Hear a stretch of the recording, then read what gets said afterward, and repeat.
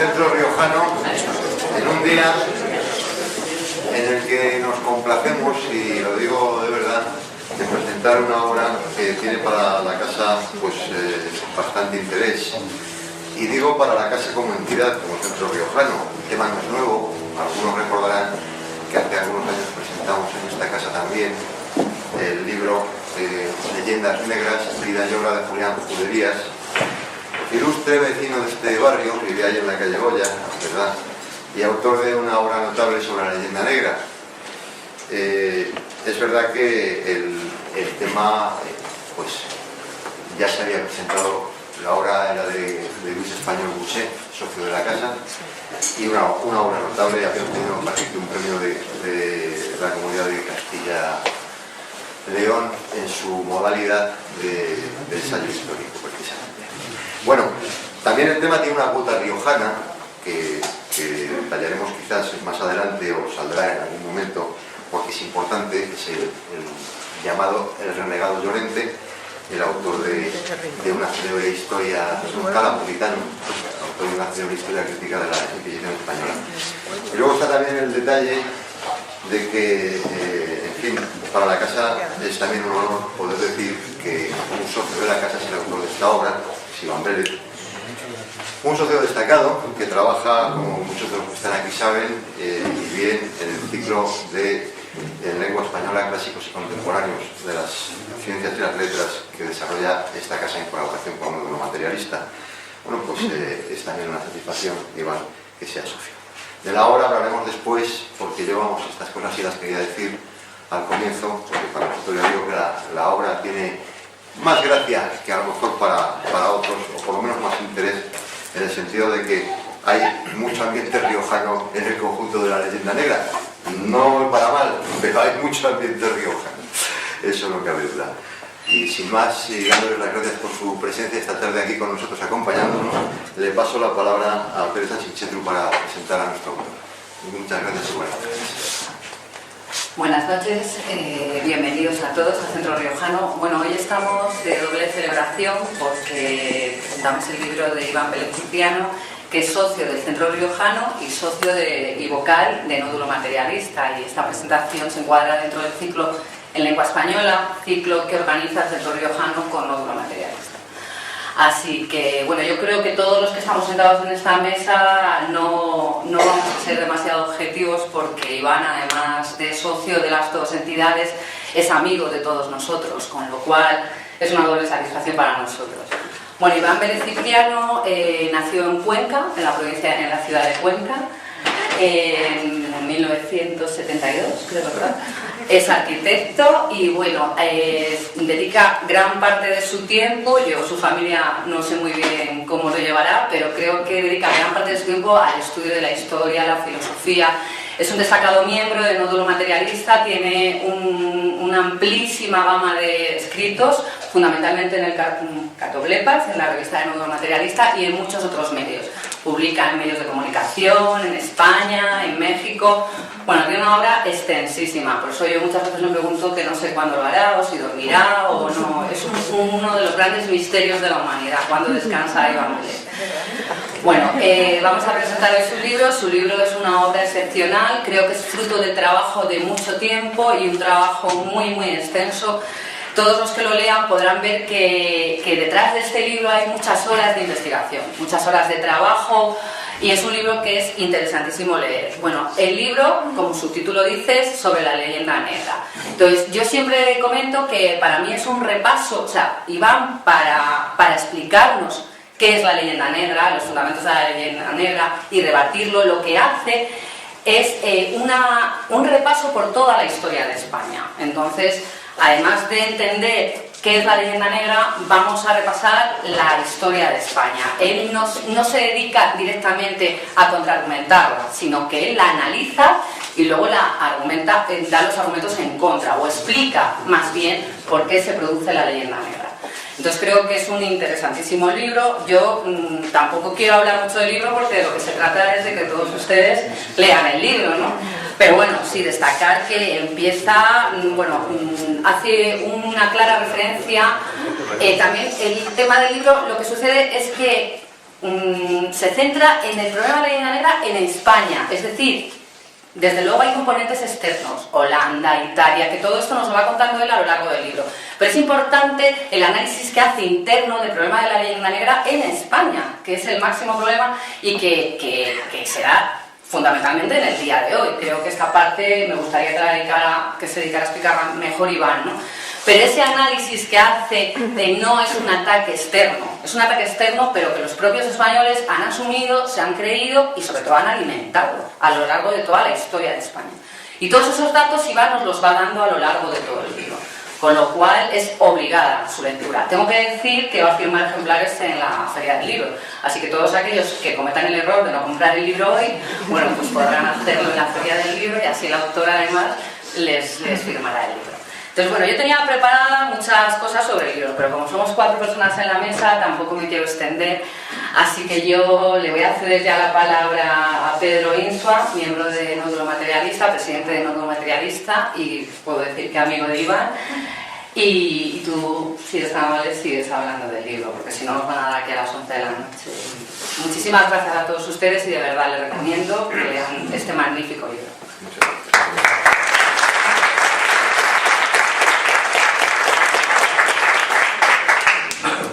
Bueno, pues buenas tardes, yo soy Pedro Insua. Yo creo que el máximo mérito que se puede destacar de mí por estar aquí es prologar a Iván. Entonces, como cuando tocaba, yo qué sé, Scorpions, e iba pues, algún telonero y tal, pues ahí ganaba su mérito, pues más o menos más destacaría de lo que como mi papel aquí, ¿no? Sobre la leyenda negra, bueno, hay que decir que es un libro muy bien escrito. Yo voy a subrayar el hecho de que Iván pues, tiene ya una experiencia notable como escritor, es decir, que tiene bajo sus espaldas, este no es el primer libro, es una ópera prima, no estamos ante una ópera prima y eso se nota, digamos, en la redacción del texto. Es decir, baraja con mucha cintura pues ideas que son muy abstractas, pues una capacidad de síntesis muy importante, hablándome de la introducción del libro, por ejemplo, con 2 o 3 trazos, pues plantea la idea de España, tal como la defiende desde el materialismo filosófico, que es la filosofía en la que él se mueve, y la idea de imperio generador, asociada a esa idea de España, que es pues un poco la estructura, la plataforma ontológica, vamos a decir, si se puede hacer un repaso y tachar de leyenda frente a la historia, frente a lo que es la historia real, pues este relato negro legendario como negro legendario, pues hay que partir de una historia real, una realidad histórica que es la de España y la de España como imperio. Entonces, esta realidad histórica, pues la leyenda lo que hace es, digamos, deformar sus perfiles, ¿no? Yo en un prólogo pues, hablo de la caricatura, ¿no? Se hace una caricatura, como cuando un caricaturista pues, lo que hace es deformar determinados elementos de un perfil, ¿no? Y, digamos, omite otros. El caricaturista exagera unos y omite otros. Y esa es la dinámica que Julián Cudrillas hace ahora 100 años pues, ha determinado como característica de la leyenda negra. Exagerar aquello que nos perjudica o que puede entender que como españoles nos puede perjudicar, las acciones, la acción de España por el mundo que nos puede perjudicar, y omitir aquello que nos favorece. Pues esta dinámica, y en contraste con otras naciones. La expulsión de los judíos, pues España expulsó a los judíos. Ya no tiene derecho a decir nada históricamente. España no tiene derecho a presentarse en el concierto internacional porque ha expulsado a los judíos, ha expulsado a Sefarad. Está condenada por la historia. Draper decía que Draper, un filósofo publicista, digamos, del siglo XIX, decía que una prueba de la existencia de Dios, nada menos, es que España había sido castigada históricamente. Una prueba de la existencia de Dios. Es decir, si España no hubiese, con todos los males que ha hecho históricamente, si no hubiese sido castigada, Dios no podría existir. Lo dice Draper, el angloamericano Draper, tan venerado por otra parte. Entonces, esta exageración y esta pues, lo que hace Iván, yo creo que la idea un poco del prólogo, lo que hace Iván es precisamente pues, a exagerado, pues proporcionarlo, ¿no? Y poner en sus cabales, en sus quicios, ¿no? Atendiendo a esa historia real. Y esto, claro, es muy importante tener una historia real detrás. Este es el asunto, porque si no, no hay quien aprecie la leyenda. La leyenda solo se puede apreciar cuando ésta se ve desde la historia real, desde la historia verdadera. De la historia verdadera, y hay que hablar así. Es decir, el pirronismo no cabe en esta obra. El pirronismo histórico, el escepticismo no cabe. Entonces, os hablo de una historia verdadera y entonces se puede denunciar la leyenda como leyenda, o no hay, o se pierde todo. O sea, ni leyenda, no se sabía nada. Se disuelve absolutamente el saber histórico. Entonces, bien, entonces el compromiso de Iván con la historia real pues es total, desde una perspectiva concreta. Yo, digamos, para probar ante ustedes, cosa que no creo que sea muy necesaria, pero bueno, lo voy a hacer, el vigor de esta leyenda, voy a leer un texto muy brevemente, unos trazos de este texto, de un tal Rafael Narbona, escritor y crítico literario, que tuvo a bien en el año 2012 en su blog autobombero, ¿no? Digamos, los blogs es una cosa, uno se da autobombo básicamente, pues utiliza una expresión que Iván utiliza mucho, que son vedettes, ¿no? Son vedettes, los blogs son vedettes. Entonces, se llama de la siguiente manera, yo creo que es suficientemente elocuente, el título del capitulillo de blog que abrió este hombre. Y dice así: ¿por qué odia este puto país manifiesto ante español? Yo creo que está bastante,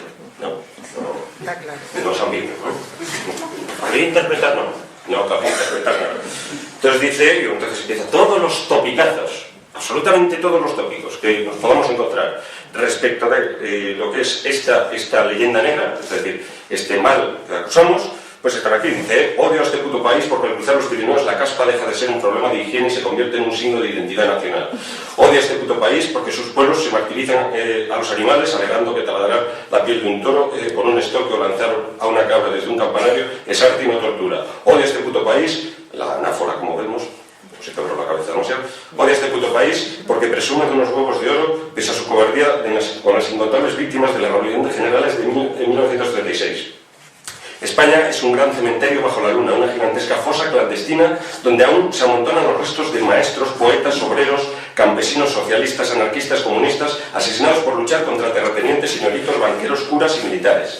Nada augura que estos restos hallarán una digna sepultura y que el espeluznante mausoleo de Cuelgamuros será dinamitado, corriendo la misma suerte que los edificios y monumentos de la Alemania nazi y la Italia fascista. Odio a este país porque es un reino y no una república, con un idiota coronado que extermina elefantes, confraterniza con dictadores, colecciona Ferraris en mitad de una pavorosa crisis económica, rivaliza con la tatarabuela Isabel II en promiscuidad, malicia, avaricia, oportunismo, populismo, estulticia y arribismo. Odio este puto país porque, bueno, no seguiría, ustedes perfectamente saben de qué estoy hablando, y este tema es sobre el que va este libro. Así que le dejo a su autor, que es lo que están ustedes esperando. Muchas gracias.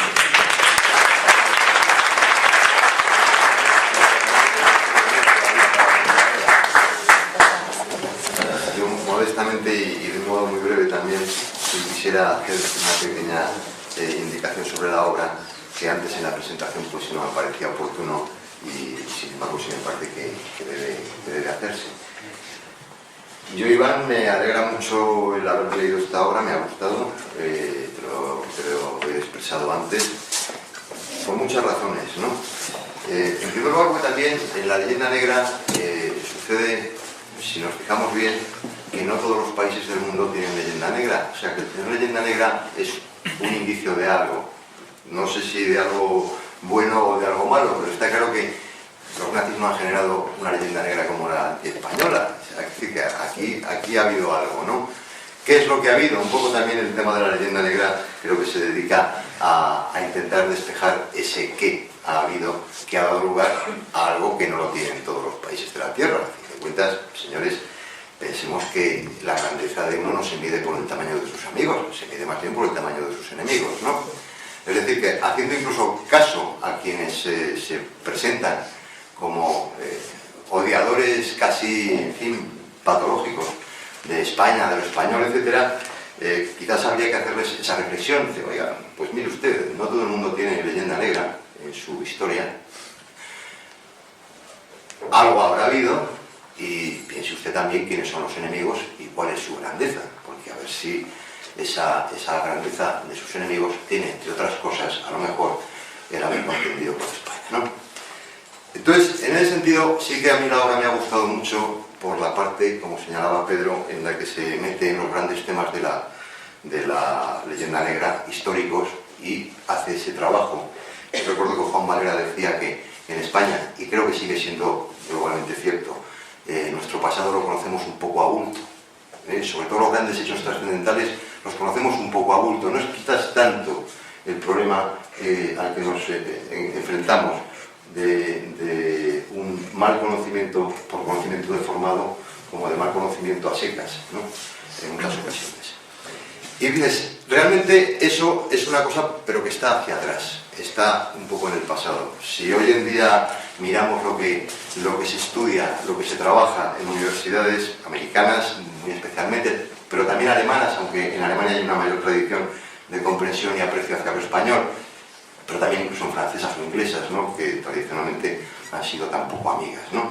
Entonces, realmente el problema de verdad está un poco también en lo que estaba presentando Pedro Insúa, y es que el problema de la leyenda negra no es ese pasado en el que también es comprensible y lógico que holandeses, franceses, ingleses difundieran una leyenda distorsionada de España porque estaban en una guerra durísima. Lo que eso es comprensible y justificable, pues es evidente. Lo que no es comprensible, y a mí también me resulta muy difícilmente justificable, es que eso pase aquí y ahora.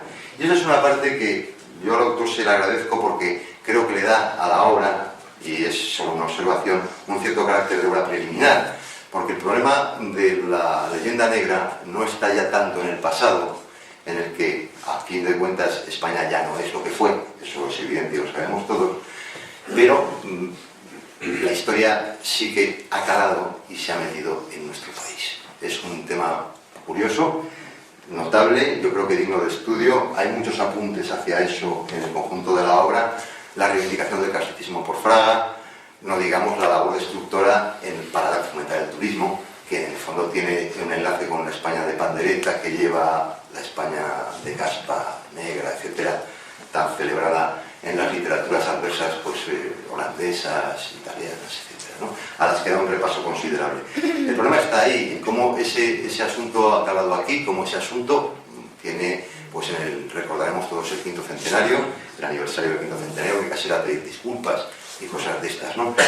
Una leyenda negra que efectivamente se ha trasladado al país y que tiene mucha pegada. Les pondré un ejemplo para concluir. Recordarán ustedes esa expresión que la hemos oído todos tantas veces, el aislamiento tradicional de España. Y claro, pues uno recuerda que cuando Felipe González, en Inglaterra, poquito después de entrar en el mercado común, tiene pues una cena con Margaret Thatcher, pues le comenta a Felipe González, el hombre muy ufano, que España por fin ha conseguido salir de su aislamiento, ¿no? Y tal, tradicional. Y dice Margaret Thatcher, España había estado aislada.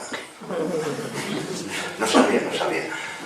Claro, ese es el problema un poco de la leyenda negra, que quizás muchos problemas también, como digo, no solamente no es que se conozcan por la vía distorsionada con demasiada profusión, que sí es cierto que es parte del problema.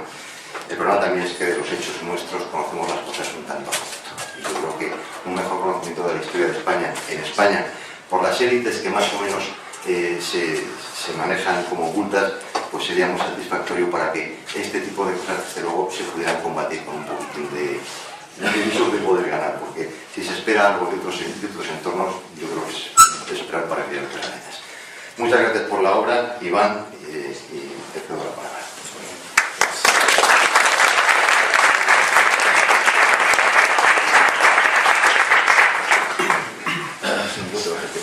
Bueno, pues, ¿se oye? Sí.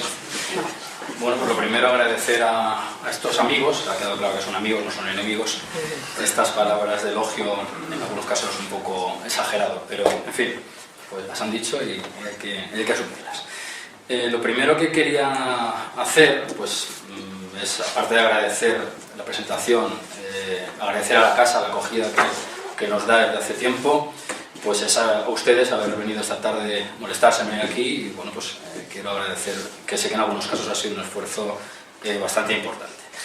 Por otro lado, quiero saldar unas pequeñas deudas porque, aunque efectivamente en la solapa pone mi nombre y yo soy autor de la obra, pues considero que nadie es autor único de las obras en cierto modo lo hacen grupos de personas, y en este caso voy a señalar dos que están en el origen del interés que yo tengo por estas cuestiones. En primer lugar, el aparato filosófico que sustenta esta obra, al margen de su acierto o no, pues me lo ha dado Gustavo Bueno y el materialismo filosófico. En particular, yo localizaría el origen de estas cuestiones en una obra titulada España frente a Europa, del año 99, en la cual pues se hacen algunas cosas muy importantes que permiten después avanzar por esta línea. La primera es hablar sin ningún problema, o sea, utilizar sin aterrorizarse la palabra imperio, que causa sarpullido en algunas personas y en otras les hace remitirse directamente pues, a José Antonio y unos momentos muy concretos, cosa que está completamente equivocada. Y en segundo lugar, pues clasificar esos imperios en generadores y depredadores. Lo digo porque, aunque estemos imbuidos del espíritu de los derechos humanos, la realidad actual en la que vivimos la han ido construyendo imperios, partes contra partes, de grupos contra grupos humanos, sociedades políticas contra sociedades políticas. Y en ese sentido conviene que estas sociedades que trataban de imperar, pues ver un poco cuál ha sido su desarrollo o cómo se han desplegado en ese intento de imperar.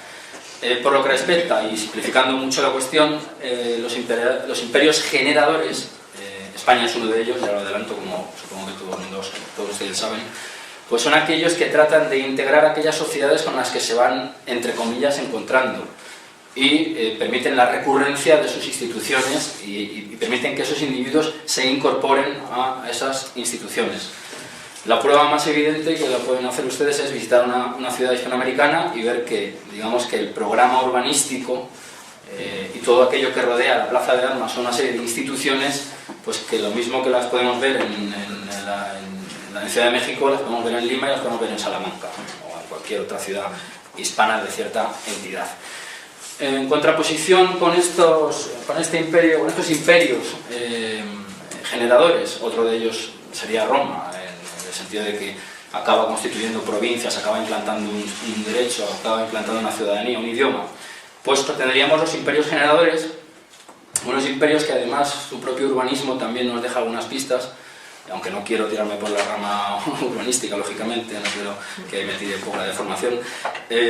Bueno, pues ejemplo de ellos son los imperios inglés o portugués, dedicados en gran medida pues, a la extracción de recursos, ya sean humanos, es decir, individuos corpóreos esclavizados, o ya sea de materias. Pero el urbanismo nos da algunas pistas, y es que los portugueses, en vez de ciudades, fundaban feitorías, factorías, es decir, que podemos entender de lo que se trata. Cierto es que con la victoria ideológica que en gran parte han tenido estos imperios, esta implantación tan sutil en esas sociedades se puede justificar desde el respeto al multiculturalismo, pero a mí me parece que eso es un caso de falsa conciencia. Eso lo podemos debatir después. Por avanzar un poco en cuestiones metodológicas, porque evidentemente esto es un libro clásico que toca temas clásicos y autores clásicos, creo que es importante hacer una distinción que aclare bastante bien la situación a la que nos enfrentamos. Leyendas negras hay muchísimas. De hecho, si alguien pone, yo lo he hecho en los últimos tiempos, precisamente para tener una cata de la situación, la palabra en Google, una alerta en Google que ponga leyenda negra, pues te puede salir un libro sobre la leyenda negra, o quizá este incluso, pero también te puede salir la leyenda negra de, yo qué sé, pues de Ortega Cano, te puede salir la leyenda negra del arbitraje del Betis, en fin, quiero decir que lo que se suele hacer muchas veces para escurrir el bulto con respecto a este problema, que yo considero que es tal, es sumergir la especie en el género, es decir, borrar todas las especificidades que tiene la leyenda negra, anti-española en concreto. Para este segundo apellido creo que aclara bastante bien las cosas. Y aunque ya se ha dicho en la mesa, pues no está de más recordar esta metodología negro-legendaria que consiste en la omisión de aquellos aspectos virtuosos del desarrollo histórico y político de España. En particular estoy pensando sobre todo en la parte americana, que es una parte fundamental.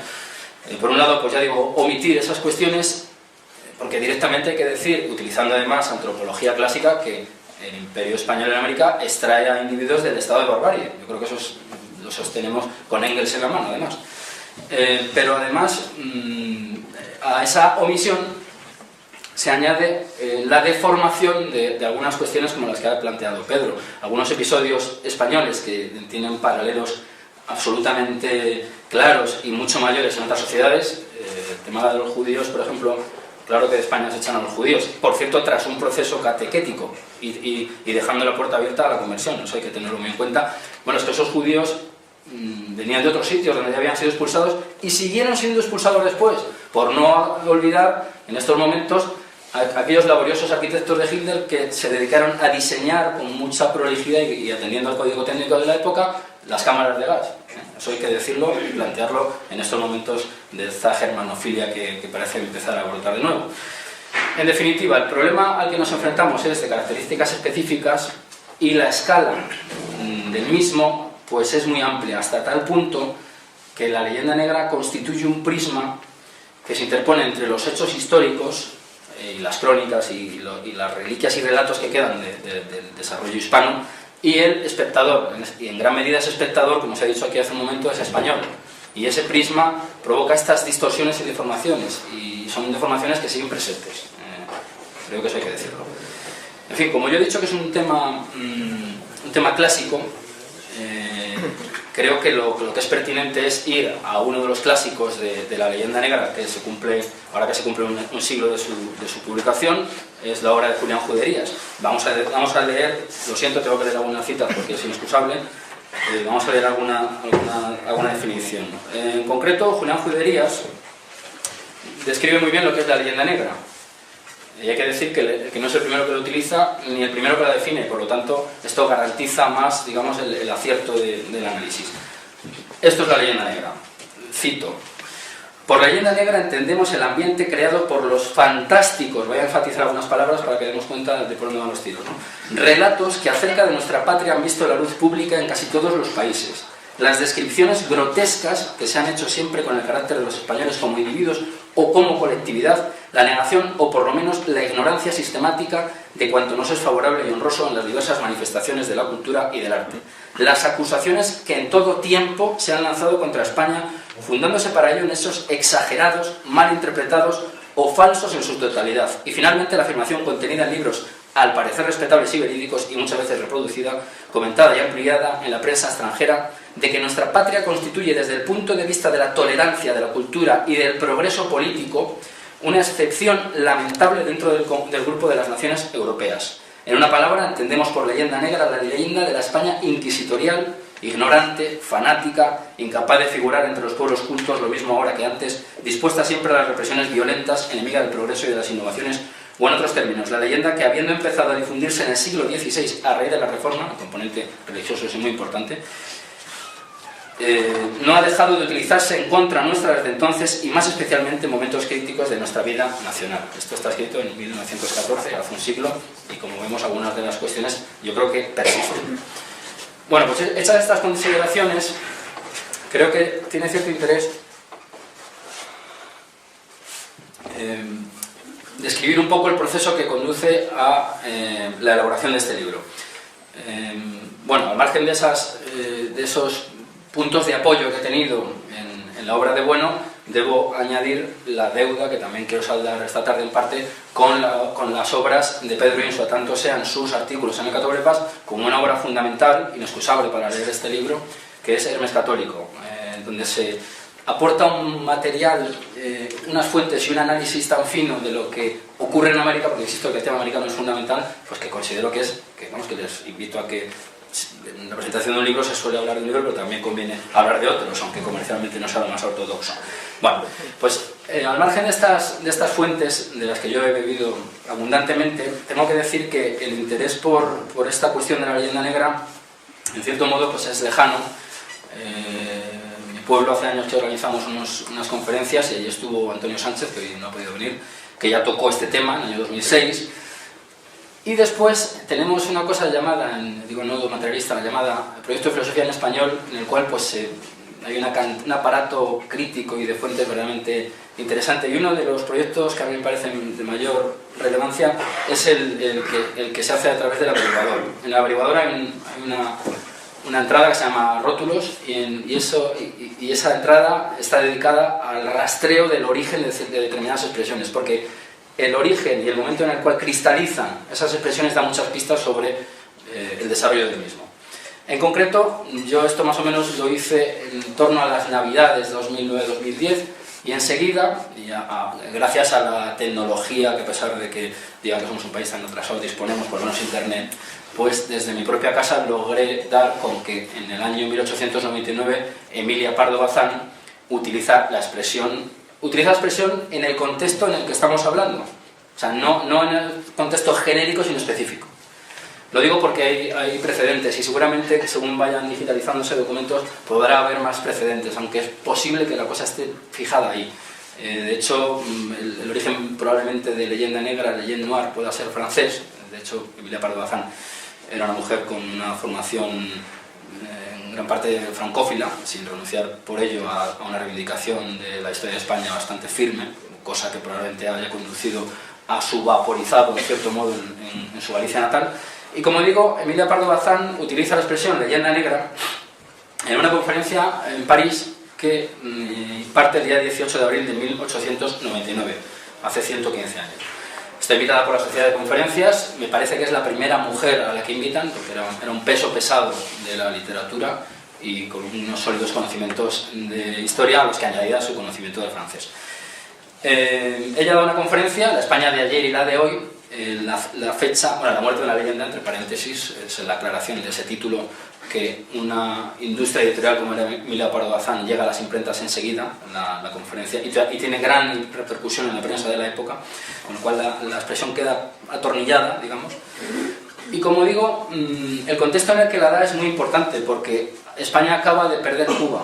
Cuba es la última posesión ultramarina americana que tiene España, y pues ya sabemos lo que produjo, y produjo una conmoción, aunque luego la recuperación fue más firme de lo que se pueda pensar.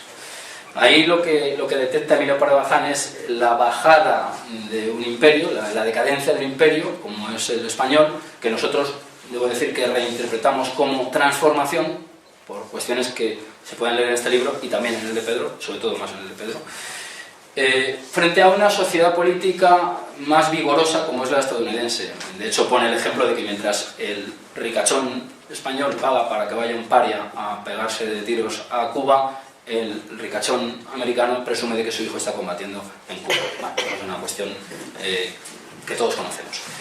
Voy a dar 3 apuntes de cómo utiliza Emilia Pardo Bazán la expresión leyenda negra, que contrapone a leyenda dorada. Ella sabe perfectamente del problema que consiste, o sea, que el problema que acecha al enfatizar estos aspectos y tratar de salvarnos de la leyenda negra, que es caer precisamente en una especie de autojustificación y autoalabanza que no viene a cuento. Entonces cito: sábese de sobra en el extranjero nuestras desdichas, estamos hablando, insisto, de la pérdida de Cuba, y aún no falta quien con mengua de la equidad las exagere. De nuevo el prisma neurolegendario y la metodología neurolegendaria. Sirva de ejemplo el reciente libro de Monsieur Yves Guillot, que podemos considerar como tipo de leyenda negra reverso de la dorada.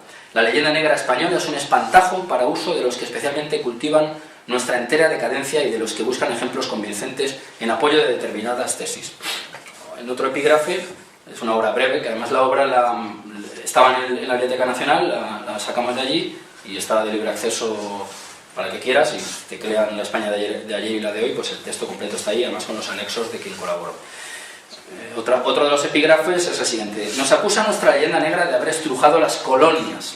Yo creo que aquí hay una influencia francófila de Emilia Pardo Bazán, porque, como todos sabemos, España no tenía colonias, tenía provincias, y tuvo previamente virreinatos.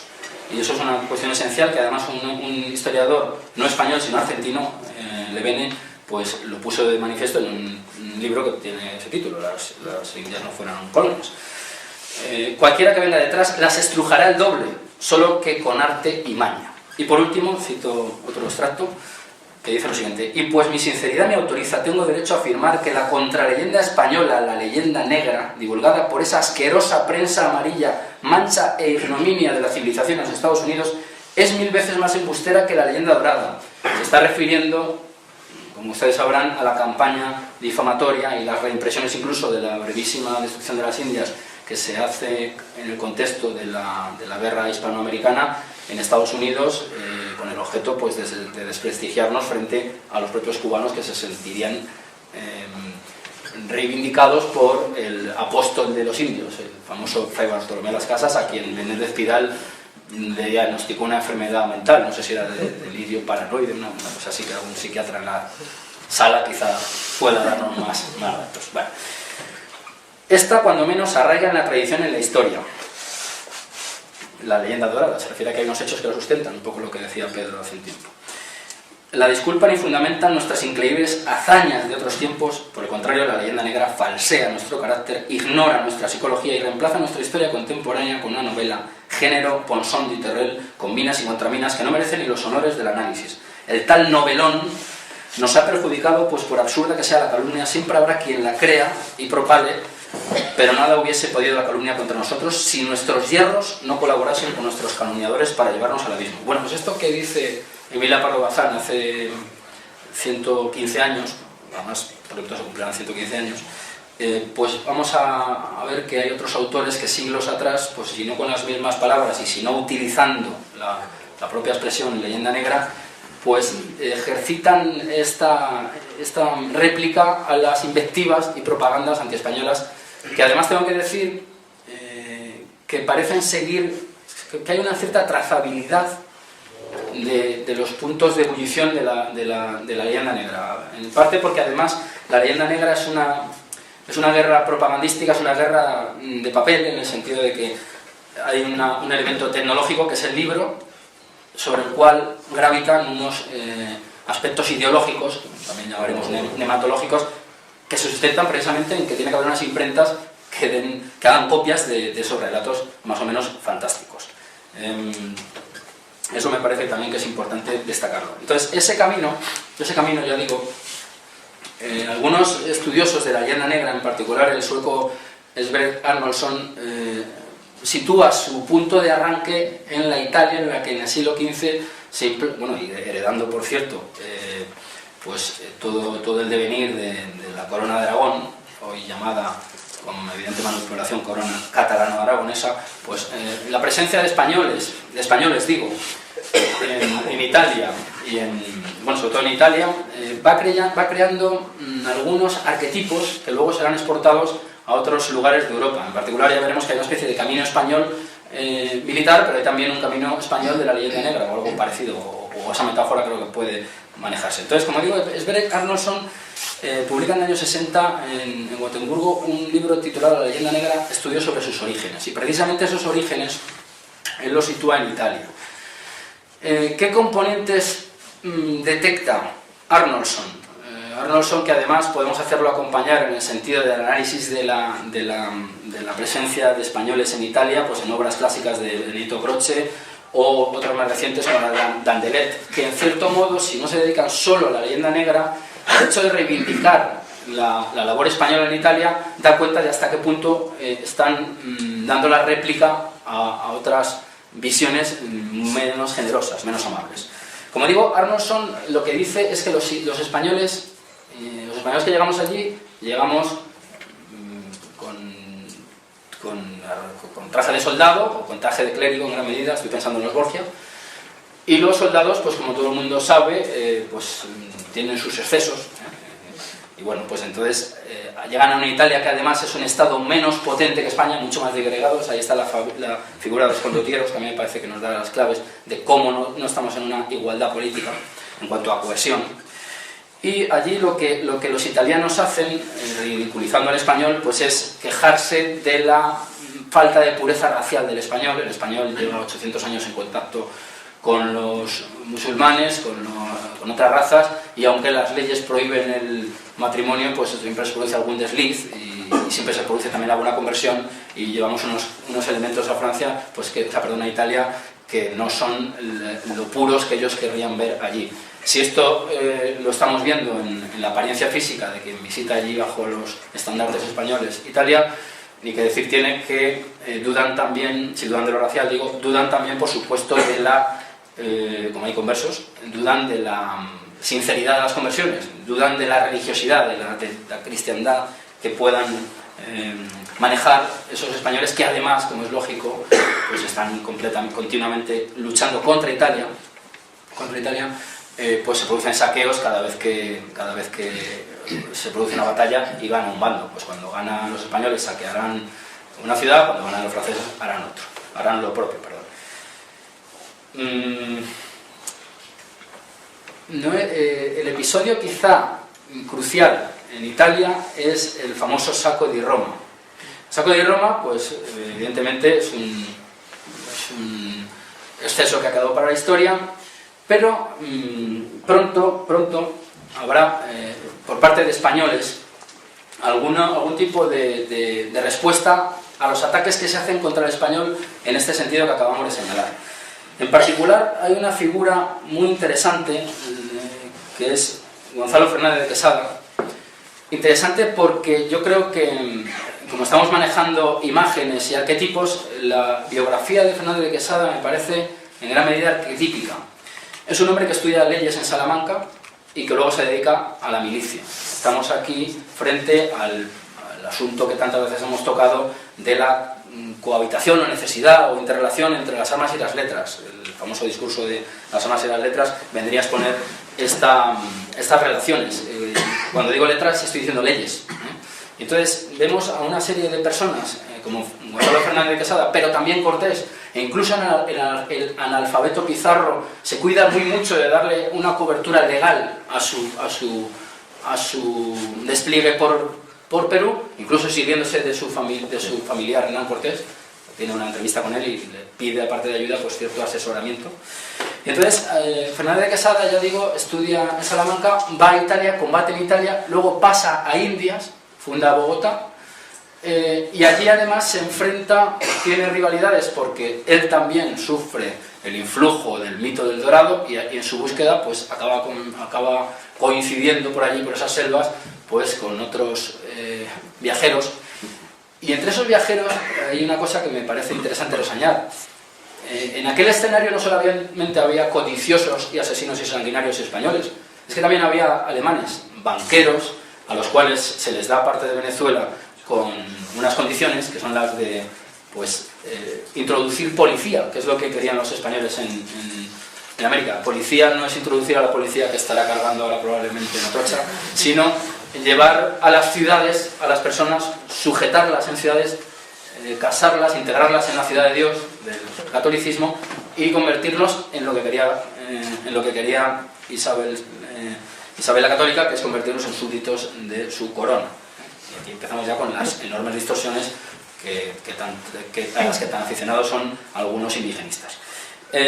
Gonzalo Fernández de Quesada, cuya vida tremendamente novelesca acaba, y doy el dato curioso, que acaba pues con su muerte por lepra, toma la pluma, aparte de la espada, y escribe una obra en la cual refuta las tesis de un obispo italiano que había condenado a los españoles por precisamente el Sacco di Roma. Esa obra permanece, él la manda con urgencia a España porque considera que hay que atajar esas campañas propagandísticas, pero como tantas otras, porque además una cosa que me ha sorprendido al manejar todas estas fuentes es que muchas obras que se escriben en caliente, digamos, se imprimen siglos después. O sea, es una cosa curiosísima. Yo creo que es, y ya veremos cómo otros autores lo denuncian, cierta dejadez de los españoles, como diciendo, bueno, pues déjalos hacer, que ya saldrá el sol mañana y ya veremos qué hacemos. Entonces esta obra no se imprime en el siglo XX y bueno, pues yo creo que vamos a citar un poquito de ella porque creo que da algunas claves. Entre otras claves da el hecho de que pone de manifiesto un asunto esencial, y es la doble condición católica del Imperio Español. Católica en el asunto, o sea, en el aspecto religioso que todo el mundo puede entender, pero también católica en el aspecto geoestratégico. Católica en el sentido de que quieren cubrir toda la tierra. Catos olon, toda la tierra. Y si hay algún etimólogo en la sala que me corrija. Entonces, bueno, dos apuntes muy rápidos de Gonzalo Fernández de Quesada para ver un poco por dónde van los tiros. Leo el título larguísimo, como se estilaba en la época, es el año 1567, y él escribe la siguiente obra: Apuntamientos y anotaciones sobre la historia de Paulo Jovio, la historia que había escrito Pablo Jovio, obispo de Nochera, en que se declara la verdad de las cosas que pasaron en tiempos del emperador Carlos V desde que comenzó a reinar en España hasta el año 1653, con descargo de la nación española, ojo, dice nación española, lo cual escribía y ordenaba don Gonzalo Jiménez de Quesada, adelantado y capitán general del nuevo reino de Granada, Nueva Granada. Y las dos citas que me parece pertinente reproducir aquí son las siguientes, denunciando la situación en la que estábamos. De cómo en este tiempo presente los españoles son odiados de todas las naciones de la tierra por haber sujetado a casi toda la redondez de ella y de todas las más de las naciones que en ella hay pobladas y de las demás causas que hay para esto. Esta es la justificación de por qué él escribe este libro, porque se da cuenta que todas las naciones han emprendido una lucha propagandística y dice, me parece esencial esta palabra, la redondez de la tierra, hay que tener en cuenta la escala en la que nos estamos moviendo, que es planetaria o de plataformas pues muy extensas, por la plataforma hispánica, vamos a llamarla así. Y él se queja amargamente de esto. Inicio de la cita. ¿Por dónde caminará ya el día de hoy el español que pueda contar sencilla y verdaderamente sus hazañas? ¿Qué gente ni qué nación le querrá oír si mezclalle 1000 fábulas en los cuentos verdaderos y 1000 cosas que no pasaron con las que pasaron? De manera que en esta cuenta no se hallará la cierta casi en ninguno de los extraños escritores. Los extraños son los escritores extranjeros. Bueno, pues estamos en Italia. Si tomamos el camino español que pasa por Suiza, aparte de tener en cuenta las refutaciones que hace y las explicaciones de qué ocurre en Roma y cómo Roma la pone frente al espejo, el saco de Roma frente al espejo de Pavía y del comportamiento de los franceses, él aclara una cuestión que se suele olvidar, y es que en el saco de Roma no eran todos españoles, ni castellanos, ni aragoneses, es que había alemanes, es que el emperador había nacido en Gante, además, es que era un imperio, efectivamente, no era un grupúsculo de Castilla-León, como dirían ahora, que fue allí a cometer masacres y a violar. Por cierto, además él dice que no se violó a nadie, para aclaración de esta cuestión importante. Bueno, pues estamos situados ya en pleno despliegue americano, y es ahí donde la escala de la leyenda negra se magnifica. Por supuesto, el alimento, como se ha comentado aquí al principio, se lo dan los propios españoles, se lo da en gran medida el apóstol de los indios, el señor Bartolomé Las Casas, que empezó siendo encomendero y luego pues se cayó del burro y escribió la brevísima noticia de la destrucción de las Indias, bla bla bla, en la cual pues dice cosas como que los mansos corderos, los indios, fueron masacrados por crudelísimos lobos, que eran los españoles. Y bueno, pues hasta tal punto tuvo importancia esta crítica, que ante estas campañas que se desatan se paraliza la conquista, cosa que es muy importante señalar. Se paraliza y hay una serie de congresos, de cumbres de sabios, en los cuales se cuestiona cómo y de qué manera se puede seguir avanzando por ahí, porque además Las Casas le dice al emperador, te estás condenando, vas al infierno. Y claro, a un hombre del siglo XVI condenarse no es moco de pavo, porque pues a lo mejor no pasaría nada, pero en aquella época era delicado el asunto. Como todo el mundo sabe, pues en estas disputas intervienen pues lo más granado de la escolástica española, interviene Vitoria, interviene Sepúlveda, Las Casas, incluso, bueno, eso es un tema muy extenso que quizá no debamos detenernos mucho más. Tiene cierto éxito y aunque la conquista por supuesto continúa, desde luego dejó un germen ahí ideológico que ha sido retomado constantemente. O sea, en la obra de Las Casas, siempre que hay un brote negro legendario, por decirlo así, hay una reimpresión o sea, las imprentas vuelven a funcionar a toda máquina y se puede hacer un repaso de todos estos brotes que digo de la brevísima. Las Casas, además, se le dejó hacer una experiencia piloto. Él había diseñado en su alucinadamente, lo de alucinado no lo digo yo, lo dice mucha gente, pues que nada, era cuestión de llegar a esos mansos corderos y con una pintoresca orden que se inventó, los caballeros de la Espuela de Oro, pues llegar allí y contarles el Evangelio, nos abrazamos todos y aquí no ha pasado nada, se les devuelven las propiedades, por supuesto que ha usurpado el emperador, nos quedamos la parte clerical del asunto allí, un poco para tutelar, y aquí no ha pasado nada, y ganamos para la ciudad de Dios nuevos vecinos. El problema es que una vez que se le da una tierra que él llama de la vera paz, los mansos corderos en ese y en otros focos de implantación del lascasianismo, si lo queremos llamar así, pues se convierten también en crudelísimos lobos y acaban con los piadosos misioneros que pensaban que estaban ante unos pues esos unos mansos corderos. Y ahí acaba un poco la historia en el terreno práctico del proyecto de Bartolomé Las Casas.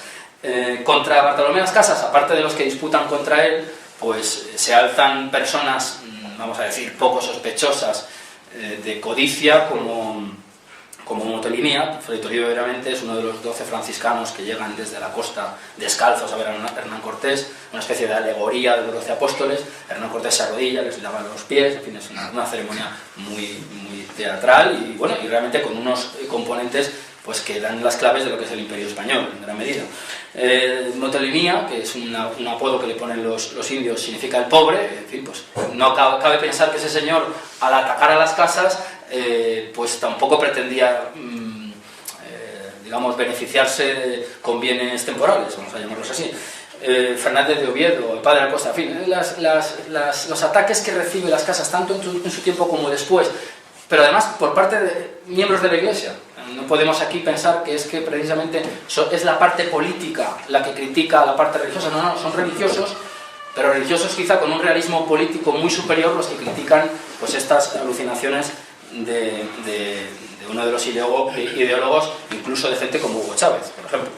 Bueno, pues como digo, este es el contexto en el cual nos podemos situar en la primera América, porque vendrán más Américas, estamos en el siglo XVI. Por volver un poco al terreno de la disputa ideológica y libresca, pues podemos dar un salto al siglo XIX y nos encontramos a Francisco de Quevedo, una de las luminarias de la literatura española y no solo de la literatura, en una obra que además también permaneció mucho tiempo criando polvo en unas estanterías, que es la España defendida.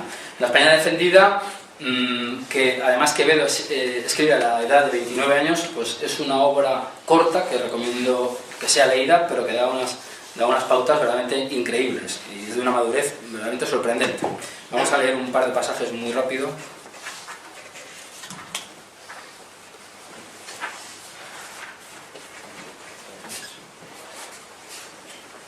Bueno, pues me parece muy interesante ver cómo arranca, porque da un poco las pautas de en qué ambiente se está moviendo Quevedo. Dice: oh desdichada España, revuelto he 1000 veces en la memoria de tus antigüedades y anales, y no he hallado por qué causa seas digna de tan porfiada persecución. Solo cuando veo que eres madre de tales hijos, me parece que ellos, porque los criaste, y los extraños, porque ven que los consientes, tienen razón de decir mal de ti. De nuevo estamos reproduciendo el problema, es que son los nenes que están propagando esta ideología, unos niños malcriados y consentidos, pues en el espejo en el que se mira el extranjero, como diciendo, si los españoles no ponen coto a esta especie de flagelación, ¿por qué lo voy a poner yo, que soy un enemigo político? Él sabía perfectamente que esto le podía acarrear, de hecho la vida de Quevedo pues ya sabemos cómo es, ¿no? muy atropellada, ¿no? Sabía que le podía acarrear problemas y dice lo siguiente, dice: bien sea cuantos contradigo y reconozco los que se han de armar contra mí, mas no fuera yo español si no buscara peligros, despreciándolos antes para vencerlos después, y lo haré con estas memorias, que serán las primeras, que desnudas de amor y miedo, yo creo que aquí subyace un poco lo de leyenda dorada o negra, se habrán visto sin disculpa de relaciones y historias, y este nombre merece, en el que se leerán los ojos y no los odios del autor. ¿Por qué escribe Quevedo esta obra? Pues porque se ha dado cuenta de que existe toda una literatura negrolegendaria, aunque él no emplee la palabra leyenda negra, naturalmente. Y si Gonzalo Fernández de Quesada escribe El Antijobio, pues él, digamos que lo que está escribiendo con la España defendida, cuyo título completo es España defendida y los tiempos de ahora de las calumnias de los noveleros y sediciosos, obra de actualidad, no creo. Porque Gerardo Mercator, en una obra llamada Menor Atlante, arremete contra el carácter hispano. Y entonces, esto es lo que dice Mercator, y digamos que es una de las cosas que espolean a Quevedo para escribir esta obra. Dice: españoles de felices ingenios, infelizmente aprenden, los medio doctos se llaman doctos, aman las mal fundadas cavilaciones de los sofistas, y en las escuelas hablan de mejor gana español que latín, mezclando no pocas palabras de moros. Los partos de su ingenio raras veces dan a luz, y menos a los extranjeros por el defecto de la lengua. Bueno, pues aquí están también planteados otras de las cuestiones que, al margen de las que ya señala Gonzalo de Quesada, pues van apareciendo. La incapacidad del español para producir ciencia, eso es un tema que daría para, y bueno, aquí está Carlos Madrid, que puede hablar con autoridad del asunto. La incapacidad del español para producir ciencia pues es cuestionada constantemente, lo cual, y como no podemos extendernos enormemente, exige que quien haga esa afirmación nos diga qué entiende por ciencia, porque me parece a mí que con 4 tablas tú las tiras al océano y no llegas a América. La tienes que tener, ahí tiene que haber mucho más, y lo digo porque quizá la ciencia española haya que vincularla a la navegación, porque ya digo que con una tabla tú no llegas a ningún sitio. Bueno, pues avanzamos y siguiendo por este camino español de la leyenda negra, ya hemos pasado por Italia, hemos ido y hemos vuelto de América. Pues ¿dónde arraiga con fuerza la obra de las casas? Pues arraiga en los Países Bajos, donde está la gran industria de la imprenta. Allí se hacen continuas reediciones, y además esas reediciones se hacen iluminándolas con las estampas de muchos grabadores de los Países Bajos. En particular, pues todo el mundo habrá visto los grabados de Debris, donde unos indios de aspecto totalmente europeo, pues bueno, son sometidos a todo tipo de tropelías. No solo es Debris el que hace los grabados, aunque es el más popular, hay otros pues en los cuales además se hace, hay uno muy famoso, no recuerdo el autor, en los cuales pues se mete todo, se mete al Duque de Alba, se mete a Felipe II, se mete, bueno, en fin, todos los componentes, pero claro, los Países Bajos, todo lo que ocurre en los Países Bajos, con el Duque de Alba y Felipe II y el hijo Carlos muriendo, en fin, que luego dan más adelante pie a óperas y a novelas. En los Países Bajos, aparte de un problema político, hay un problema religioso. Estamos ante, pues bueno, ante el problema que genera la reforma y la contrarreforma, y hay una serie de relaciones entre unos países y otros para ver quién se queda, digamos, con el liderazgo de alguno de los dos bloques. Sobre el fondo del problema de los Países Bajos, pues está Gran Bretaña, que en cierto modo coge el testigo de Italia y de Países Bajos. En esta época, además, porque no me lo quiero dejar atrás, pues es cuando está en mayor vigor, un poquito más atrás incluso, habría que irse, la Inquisición. Está el tema de los judíos, por supuesto. El tema de los judíos, además, no produjo ninguna convulsión en Europa en su momento. Yo creo que es de forma retrospectiva como se pone de relieve y se critica. Y por supuesto, desde la Inquisición, pues yo pienso que las críticas a la Inquisición, efectivamente, se magnifican y crecen, porque además la Inquisición estaba implantada y el tema de los judíos ya venía de largo también, pero el tema de la Inquisición, pues digo que se magnifica en la Europa ilustrada, y es donde quieren ver en esa España negra, pues toda la imagen de todos los males españoles. Y bueno, pues por poner un caso muy conocido, muy ilustrativo, pues ahí está la literatura, también incluso la de Allan Poe con El Pozo y el péndulo, y precisamente tiene que llegar un francés a salvar al pobre hombre que va a ser ahí cortado en rodajas. Y bueno, esto es después de la Revolución, pero digamos que como la ideología de la Revolución está en gran medida, la Revolución Francesa, hace pie en las ideas de los ilustrados, pues creo que es pertinente ahora dar un saltito de los Países Bajos a Francia. Hay varios autores franceses que, por supuesto, dedican ataques muy violentos a España. Entre ellos podemos citar las famosas cartas persas de Montesquieu, porque, como todo el mundo sabe, el modo de gobierno persa es tenido como el canon del despotismo. Entonces, pues Montesquieu vendría a presentar una España ya con rasgos orientalizantes, que nunca los ha perdido, porque desde el principio, como he dicho, siempre se han denunciado, pero ahora se acusan y se les acusa como parte constitutiva de lo español. Y en esas cartas persas, pues ya digo, se acusa a España de despotismo.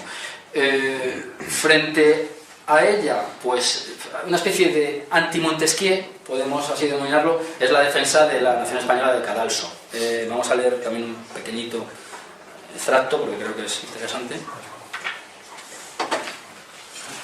Y entonces Cadalso, que es un hombre mucho más viajado que Montesquieu, todo hay que decirlo, que ha estado en Francia, cosa que Montesquieu no ha hecho, pues dice cosas parecidas a Quevedo, y dice así: veo muchos españoles callar y así autorizar la calumnia con un tácito asentimiento. Dicen algunos que no pueden responder a esta sátira ni otras semejantes porque nuestra religión y nuestro gobierno nos impiden que produzcamos al público muchas razones que se podrían dar a la luz en otros países donde reinase mayor libertad en estos dos ramos. Y creciendo este error, callan y sufren la continua nota, dando motivo a su extensión por toda Europa, nuestro vergonzoso silencio. Y de nuevo, yo creo que estamos ante, con otras palabras, está diciendo en gran medida lo que dice Quevedo y lo que dicen otros. Por cierto, ya que hemos tocado lo de la Inquisición, que son, digamos que estos serían piezas separadas, el señor Cadalso hace una gran defensa de la Inquisición y además yo creo que con un razonamiento que se sostiene bastante bien. Leo.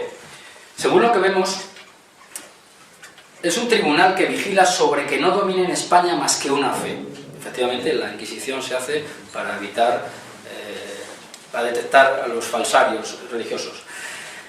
Y por tanto quita todos los inmensos infortunios que ha producido en otras partes la diversidad de religiones y serían mucho más temibles en España. Está subordinada al monarca, sin cuyo consentimiento no pueden ejecutarse las sentencias capitales y no permite la lectura de ciertos libros sino a los sujetos de conocida erudición, virtud y juicio. En este punto hay que decir que aunque hay muchos aficionados a esto de los libros prohibidos ha habido en España pero fuera de España, y tribunal de los libros, policía de libros, había también en Francia. Esto hay que decirlo y quede claro. Lo que está señalando Cadalso es que, y ahora veremos que entra en detalle, aunque la cita es muy larga, no la puedo leer, el hecho de que la Inquisición y la unificación, estamos, cuidado, hablando en una época en la cual el multiculturalismo y el respeto es otra cosa, estamos hablando, pongámonos en los parámetros de la época, pues han evitado, digo, esta cohesión, esta uniformidad religiosa ha evitado las grandes guerras de religión que han arrasado Europa, y leo con mucha rapidez. Pero vea, señor presidente, mi gana de complacerle. Supongo por un instante que sean verdaderos los excesos que sus paisanos suponen. Está dando la réplica. ¿Acaso las épocas más fanáticas que ellos quieren atribuir a las violencias de este tribunal llegarán jamás a las que se leen en los mismos autores franceses que hablan de los siglos en el que el fanatismo armó la mitad de su nación contra la otra mitad? Aunque la Inquisición desde su establecimiento haya quemado periódicamente todos los años 2 docenas o 3 de inocentes, ¿llegará acaso este número al de los degollados en Francia la noche del 23 al 24 de agosto de 1572, la famosa matanza de San Bartolomé, cuyas cifras de muertos se cuentan por miles? Bueno, pues ya digo que Cadalso hace una especie de anti-Montesquieu. En estos momentos también, pues, se escribe la enciclopedia. En la enciclopedia, pues, tenemos el famoso ¿Qué se debe a España? De Marson de Mobiliers. Bueno, pues un texto, pues, que recuerda un poco pues aquello de la película de Monty Python, ¿no? ¿Qué se le debe a Roma? Pues nada, las calzadas, buena parte de las calzadas, en fin, todo eso que ya, el acueducto, no sé qué. ¿Qué se debe a España? Bueno, pues contra ese que se debe a España, pueblo bárbaro y fanático, pues se alzan pues Antonio Cabanilles, el abate de Nina. Se convoca además un concurso por parte de la Real Academia en la cual lo que se quiere es argumentar. Este es un precedente además del concurso que gana Juderías un poquito más tarde, para decirlo más tarde. Y bueno, pues entre las respuestas más importantes al que se debe a España y a esa ideología que subyace en el que se debe a España, tenemos la oración apologética de Forner. La oración apologética de Forner, hay que citar otra vez. Y dice, y bueno, explica un poco cómo ve él este siglo de las luces y cómo ve él todo este circular de propagandas. La primera cita dice: infelizmente hemos nacido en una edad que, dándose a sí misma el magnífico título de filosófica, apenas conoce la rectitud en los modos de pensar y juzgar. Vivimos en el siglo de los oráculos, la audaz y vana verbosidad de una tropa de sofistas ultramontanos que han introducido el nuevo y cómodo arte de hablar de todo por su capricho, de tal suerte que ha ganado la inclinación del servil rebaño de los escritores comunes, que apenas se ven ya sino infelices revedadores de aquella despótica resolución con que poco, doctos en lo íntimo de las ciencias, hablaron de todas antojadizamente los Rousseaus, Voltaires y Helvécios. Y luego habla, ya digo, de esta circulación de niveles. Dice los franceses y de propagandas y de invectivas, ¿no? Dice: los franceses las forjan de los italianos y estos de los franceses, pero al tratar de España, olvidada la recíproca desestimación, se unen entre sí y se abalanzan a ella, no de otro modo que los jactanciosos jefes de la moderna incredulidad, combatiéndose, motejándose y viviendo en continua guerra unos con otros por la discordia en las opiniones y por la ambición de la primacía, se unen solo cuando se trata de impugnar la verdad en la más santa y más magnífica de todas las religiones. Por supuesto, todavía estamos en los momentos en los que no se ha producido lo que llamamos inversión teológica, y eso hay que tenerlo muy en cuenta. Por último, en este siglo de las luces, pues creo yo que es obligado, porque claro, se ha dicho muchas veces que en España no ha habido ilustración, y claro que lo ha habido. Lo ha habido, y hay un representante llamado el padre Feijóo, pues que en su Teatro Crítico Universal ataca también a estas propagandas. En un fragmento titulado Glorias de España, pues también tenemos otro ejemplo. Bueno, no lo voy a leer, es un poco larga, pero bueno, pues habla del trato que se le da a Felipe II, ya Felipe II, ya muerto hace tiempo, pero el inquilino del Escorial pues se pinta con los más negros trazos, y se seguirá pintando también por los viajeros románticos. Bueno, pues podemos dejar ya Francia. Dejada Francia, tenemos a una Inglaterra que ha puesto los ojos sobre la América hispana, y que nutre ideológicamente no solo a sus naturales. Ahora que acaba de cerrar la exposición de Blas de Lezo, pues ya sabemos lo que pasó con Vernon, que no venía a traer propaganda, pero sí que venía a por unos objetivos muy claros y desde luego bastante codiciosos, aunque lo pudieran hacer pasar como una ampliación de mercado. Pero aparte de eso, pues la ideología de los británicos también la tienen los de las 13 colonias, y las 13 colonias desde el principio se dan cuenta y valoran, y esto ya lo hemos tocado en otros puntos, la labor hispana, la valoran precisamente para hacerse con ella. Ellos saben perfectamente que están ante una civilización en el sentido de que hay ciudades, de que hay un derecho, de que hay un comercio, de que hay unas rutas comerciales también abiertas. Estoy pensando también en el Galeón de Manila. Y entonces pues ponen sus ojos en intervenir. De hecho, mandan a una serie de agentes plenipotenciarios, vulgo espías, a los virreinatos, al final sobre todo a los virreinatos, a entablar relaciones, a fundar logias masónicas, a sembrar cierta cizaña. Entre los más destacados, yo le he dedicado un poco de trabajo, está Joel Poinsett, el azote del continente. El mote que le ponen ya es, yo creo que bastante revelador. De toda esta ideología beben, por supuesto, y recuperan también, por supuesto, a las casas tanto Miranda como Bolívar. Yo aquí no quisiera extenderme porque son figuras tratadísimas, porque además lo que me interesa, ya que nos estamos acercando al final del siglo XVIII, es que en esa época empieza a producirse algo que creo que explica bastante bien lo que ocurre justo al inicio del siglo XIX, que con las famosas independencias y los famosos gritos de independencia de las naciones, de lo que llegarán a ser naciones políticas americanas, porque desde luego todos son gritos que se dan en ciudades, todos son gritos que dan criollos, todos son gritos que dan lo que llamaríamos burgueses, y todos son gritos además pues bajo los cuales subyace la rivalidad entre criollos y peninsulares. Esta es una rivalidad importante que se da no solamente en el mundo de lo político, sino también en lo religioso. Y de hecho muchos religiosos son los que encabezan estas revueltas. Pero a ese componente hay que añadir otro, y es que puesto que España no ha exterminado a los indígenas, sino todo lo contrario, ha propiciado el mestizaje, y lo ha propiciado además por escrito y promulgando leyes.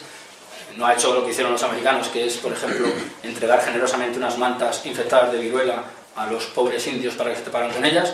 Pues como digo, se han mantenido grandes estructuras e instituciones prehispánicas en la España americana. Y se han mantenido ciertas aristocracias, o ciertas capas distinguidas, y algunas de ellas que detentan el monopolio de ciertos negocios. Una vez entran los Borbones con el intento de recentralización sobre la corona, pues se ven menoscabados sus derechos. Entre otros, voy a citar uno, pero hay varios ejemplos. Está el de José Gabriel Condorcanqui Noguera. Ya los nombres nos dan algunas pistas de quién es, y evidentemente es un hombre que tiene, por supuesto, antecedentes incaicos, pero los tiene también españoles, porque Noguera no es un apellido inca. Este señor pues se revela cuando pierde su negocio de alcabalas, tiene el choque que tiene con los nuevos virreyes que se han mandado a América, y acaba pues dramáticamente siendo despedazado en la plaza de armas junto con toda su familia, que son cosas que habitualmente pasan con los sediciosos. Pero hay que decir que este señor y otros señores como él, ya en procesiones se habían vestido a la incaica usanza, es decir, ya reclamaban, en cierto modo, esos antecedentes, pero no como un indigenismo, sino como lo que hoy llamaríamos señas de identidad que blindaron un poco su potestad sobre otros indios. Esto es importante, porque instituciones como la MITA de la que tanto habla el de las venas abiertas de América Latina, Galeana. La MITA es una institución, porque la propia palabra también lo es, preincaica, que se mantiene, bueno, y se mejora, pero bueno, lo que quiero decir es que no debemos pensar que la presencia española en América es llegar a hacer tabla rasa, eso es imposible. Entonces se mantuvo, pero desde luego el señor José Gabriel había ido a la universidad. O sea, es un hombre perfectamente asimilado o integrado, y familiarmente, como Simón Bolívar y todos ellos, son perfectos castas privilegiadas. Lo que ocurrirá es que como decía Antonio Campani, ese numen que es Napoleón llega a España y se lleva a la familia real española a Bayona, pues se rompe uno de los mayores pilares del Imperio Español, que es el Pacto Tralationis, según el cual la soberanía la da Dios al pueblo, el pueblo se la entrega al rey, y en estos momentos el rey se lo han llevado a Bayona. ¿Qué ocurre? Pues que esas tensiones que ya estamos viendo a lo largo del 18 se exacerban, es decir, ahora vuelven a nosotros, y esas juntas ciudadanas pues empiezan a elaborar unos programas políticos, aparte de que vienen también imbuidos por la ideología dominante en gran medida inglesa y francesa, y eso es lo que es el origen de las soberanías americanas, un origen, insisto, que es criollo y es urbano, y que además no cuestiona tampoco la religión católica. Esto creo que es indispensable decirlo, no sé si me estoy alargando mucho. Bueno, pues ya voy a acelerar. Siglo XIX, otro de los componentes que lo ha señalado Pedro López Arriba es el casticismo y el orientalismo que van fabricando sobre todo los viajeros románticos que llegan a España, muy pintorescos, por decirlo de algún modo. Yo que voy a ir el sábado al Escorial, pues estoy aterrorizado si leo a Gautier, porque dice que es una mole que se abalanza sobre el visitante, el Escorial. Y entonces, bueno, yo he ido varias veces, he salido y espero volver a salir. Es decir, Teófilo Gautier es un alucinado viajero francés del 19 que recorre España y que ya en Fuenterrabía es capaz de ver componentes islámicos. Espero que no se enteren. Pero bueno, pero esto que nos hace mucha gracia, cuajó. Y Washington Irving escribió los cuentos de la Alhambra. Y luego vino Jorgito el inglés, George Borrow, de la Sociedad Bibliófila, para intentar hacer y vender la Biblia protestante a los gitanos. Incluso llevó a algunos allí a hacer unas escenas pintorescas en Inglaterra. En definitiva, se va fraguando una España en la cual encontramos los cimientos de la España de pandereta. Por supuesto, la señal de identidad que exige cada autonomía, pues se agarran con fuerza en el caso andaluz, en vez de agarrarse, pues yo qué sé, pues no sé por qué no se agarran a Velázquez, se tienen que agarrar a estos folclores, pero bueno, es lo que hay, ¿no? En el 19 también crece la crítica a la falta de ciencia española. Esta es una crítica ya clásica, que no vamos a pasar por ella, pero que está ahí y que yo insisto que para hacer esa crítica hay que tener un sistema solvente y demostrar qué es ciencia y qué no lo es, porque entonces si no es difícil de seguir. Bueno, pues finalmente volvemos al punto de partida. En 1898 cae Cuba. Se acuña el término leyenda negra, no casualmente, como creo que queda claro, pero aunque se acuñe el término, que además es muy vigente porque desde 1899 en adelante hay una cantidad y en el proyecto de filosofía en español lo tenemos más o menos inventariado, hay un uso bastante importante. Bueno, pues salen también españoles a la defensa, en defensa de esa imagen tan distorsionada.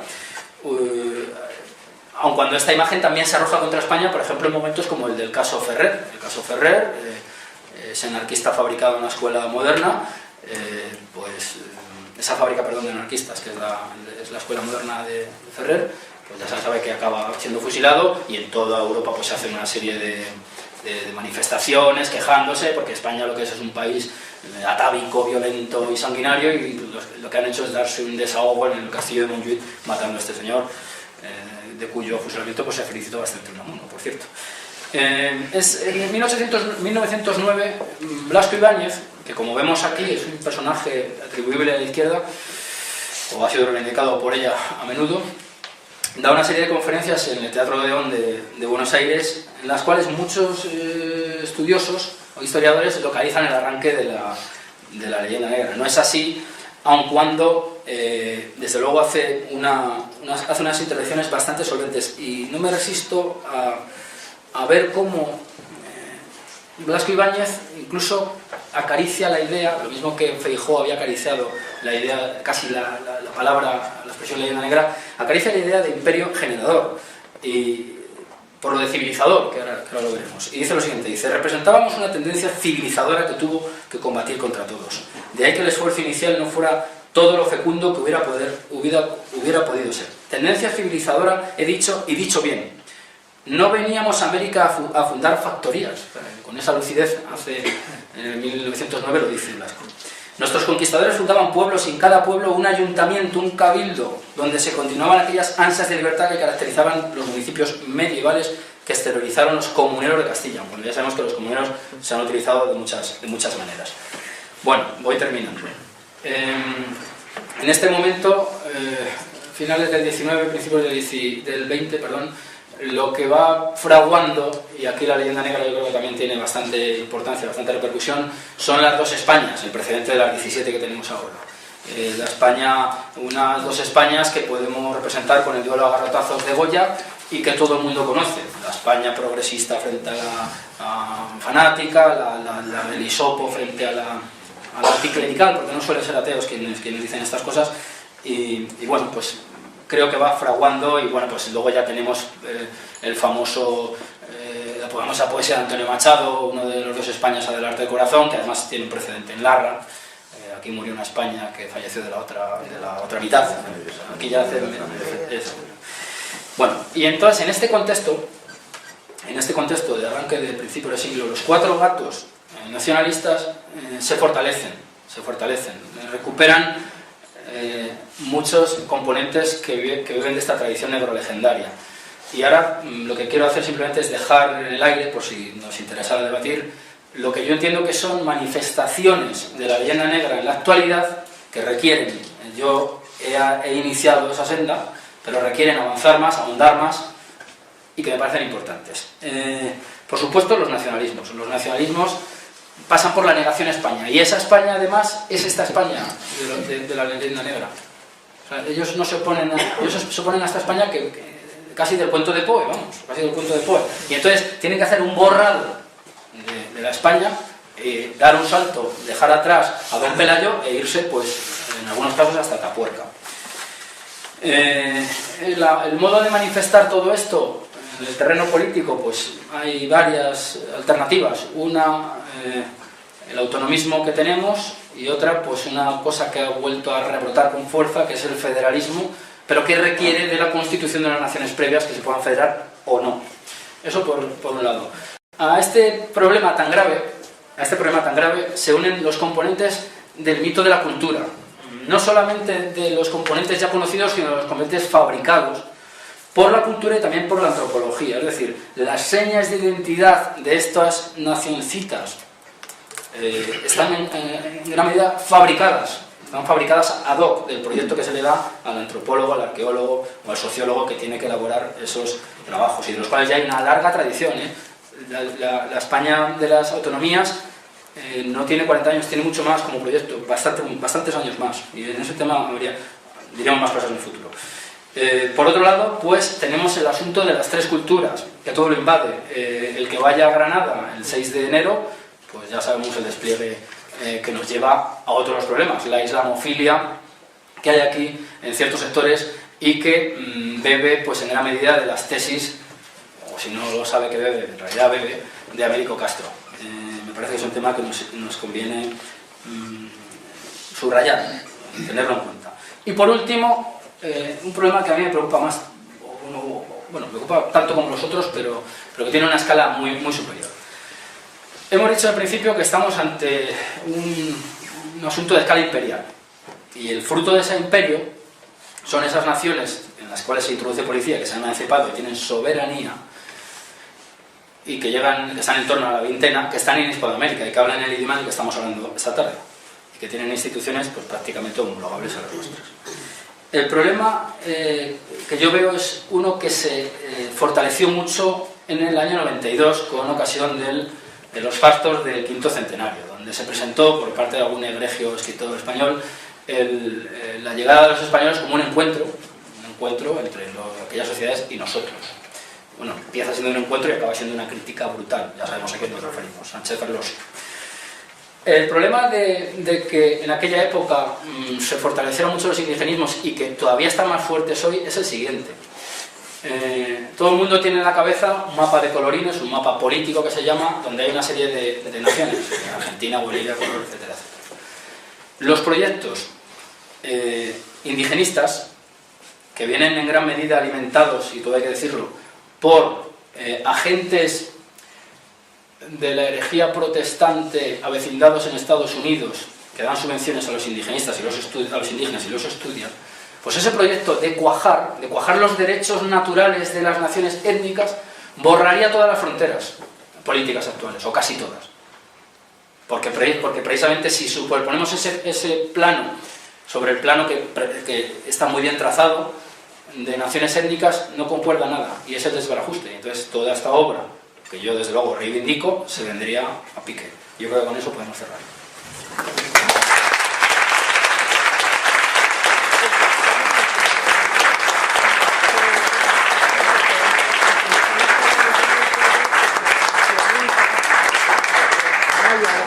Muchas gracias, Iván, porque hemos hecho un magnífico recordatorio a los que hemos leído el libro. Creo que una magnífica presentación a quienes no lo han hecho. Como es habitual, pidiendo concisión también por la hora, sí que me gustaría, si hay personas en la sala que igual consideran oportuno decirnos algo y será bien recibido, si alguien quisiera intervenir, pues es el momento de hacerlo. Se pide, sí, por favor, un poco de concisión. 1, 2, ¿alguien más? ¿Alguien más? Pues tenemos 2 solo. Adelante, por favor. Buenas tardes. Bueno, les felicito por la cuestión. Ya que hablaba usted del imperio y del pueblo ese donde hay un monasterio, que es un cúmulo de piedras que se vienen, yo vivo allí precisamente y ahora en un momento me tengo que ir para allá. Hace unos años, me imagino que como promoción turística se pusieron unos carteles que se decía Ruta Imperial, tanto por los lodones como por la baraco. No queda ni uno. Unos están pintados de rojo, otros directamente tachados de negros y los más delicadamente tratados a pedrada limpia. Pues, bueno, un poco, creo yo, de las consecuencias, si no es otra renovación de la leyenda negra. Pero en sentido contrario, yo no sé si usted ha ido alguna vez a Trujillo. En Trujillo, en la plaza mayor de Trujillo, está el Palacio de Pizarro. Por cierto, se está prácticamente cayendo, es una verdadera lástima, pues un edificio precioso. Y en la esquina hay el escudo de Pizarro.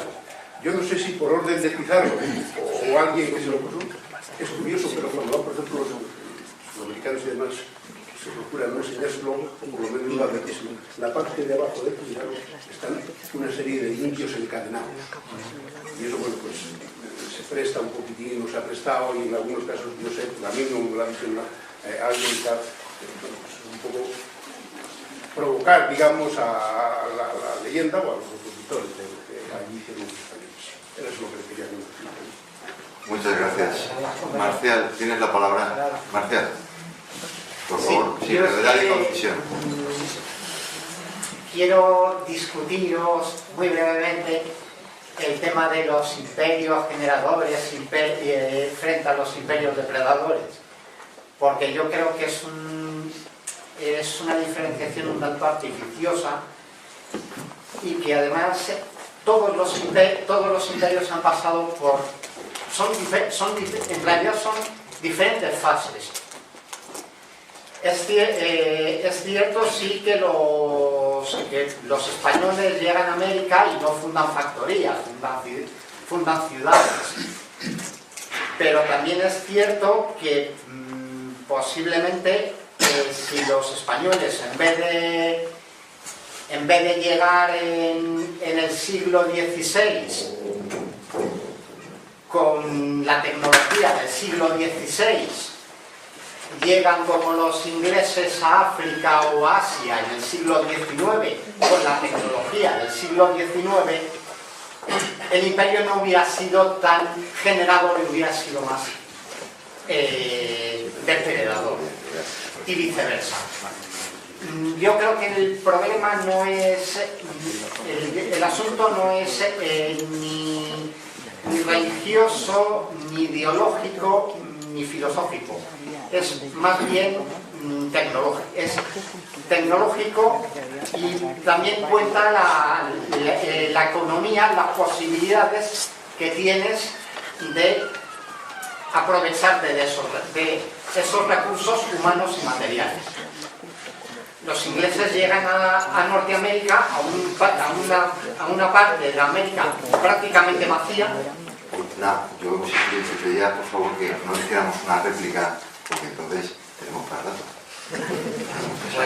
Ahí lo por favor. Porque ya yo creo que está suficientemente expresada, entonces ya a seguir la réplica. Adelante, por favor. Bueno, pues al primer señor, pues efectivamente el problema de la palabra imperio es que causa un verdadero sarpullido, lo que hemos dicho al principio.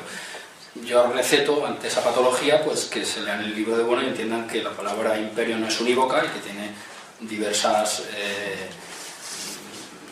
vertientes, o sea, tiene variedad, es decir, hay imperios que integran, imperios que masacran. Porque yo insisto, y ahora con texto marcial, yo creo que sí que se pueden establecer importantes diferencias. Con respecto a las estatuas, yo uno de los ahora voy a hacer un poco de propaganda del libro, uno de los capítulos me parece que se titula Del Cortés contrahecho al Pizarro ecuestre, y sí que me tomé la molestia de ver cómo las estatuas de Pizarro han ido discretamente abandonando sitios de preeminencia precisamente por el auge del indigenismo. Yo creo que eso, la clave es el indigenismo. Por otra parte, la forma de representar pues, es heredera probablemente de otras tradiciones escultóricas muy dadas a meter estos componentes. Tengo que decir que, por ejemplo, en Ecuador, en la Plaza de Armas de Ecuador, frente a la victoria de la nación ecuatoriana, se arrastra el león y las cadenas huyendo. Es decir, que yo creo que el componente negro legendario está incorporado al programa artístico de quien ejecuta las estatuas, me parece, no sé si he respondido. Y yo con respecto a Marcial le diría que me parece que lo que está diciendo es un reduccionismo tecnológico, es decir, y además con mayor beneficio para España. Es decir, si los errados españoles que han hecho todo mal en Hispanoamérica, pero que han dejado a los indios vivos, lo han hecho tan mal, podrían haber aprendido un poco los avispados ingleses que se enfrentan a ese problema mucho más tarde. Pues claro, la implantación inicial, y ahí vuelvo otra vez a la clave, ¿cuál es? Nada, un puntito. Un puntito. O sea, quiero decir que yo me mantengo las tesis. No, eso me refiero. No, pero España llega a América 300 tíos que además solamente pueden llegar 300 tíos 2 veces al año. Sí, y llegan 300 tíos y lo que encuentran es una sociedad que está masacrando a otra, y esos masacradores dicen, no, que vamos a por Moctezuma. No, espérate, déjame terminar, por favor. Evidentemente tienen que integrar. Pero que hay una siguiente parte de este acto para que debemos intentar también llegar, ¿no? Que se celebra un poco más arriba con una copa de vino de Rioja y valdría la pena que quedase algún tema que tratar para ese momento, digo yo, ¿no? Entonces creo que ya entrar en un debate aquí sí que sobra, porque también el tiempo ha pasado y un poco ya nos apremia para pasar a la siguiente fase. Enhorabuena, Iván, el libro a mí me ha gustado mucho. Gracias a todos ustedes y muy buenas tardes.